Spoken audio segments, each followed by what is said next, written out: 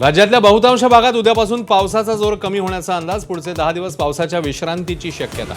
पाऊस कमी झालेल्या भागात पेरणीची घाई न करण्याचा कृषी विभागाचा सल्ला.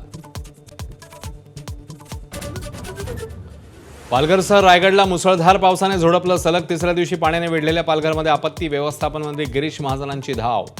तर पालघरमधल्या शाळांना उद्याही सुट्टी. नर्मदेतून महाराष्ट्राला 10 टीएमसी पाणी मिळणार. दिल्लीमध्ये केंद्रीय गृहमंत्री अमित शहांच्या बैठकीत निर्णय. उकाई धरणातील 5 टीएमसी पाण्याचा उत्तर महाराष्ट्रातल्या जिल्ह्यांना फायदा होणार.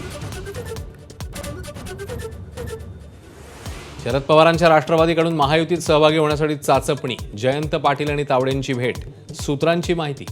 तर महायुतीत कोणताही नवा पक्ष येणार नाही, मुख्यमंत्र्यांचं स्पष्टीकरण. एसआयटीचा अंतिम अहवाल आल्यानंतरच सर्व आरोपांची उत्तरं देणार. राम मंदिर दानचोरी प्रकरणी चंपतराय यांची प्रतिक्रिया. तर आपलं जीवन म्हणजे खुलं पुस्तक असल्याचं सांगत आरोप फेटाळले. विठुरायाच्या नामाची ओढ लागलेल्या वारकऱ्यांची पावलं पंढरीच्या दिशेने. तुकोबांच्या पालखीचं देहूतून प्रस्थान. तर पैठणमधून एकनाथांची पालखी निघाली.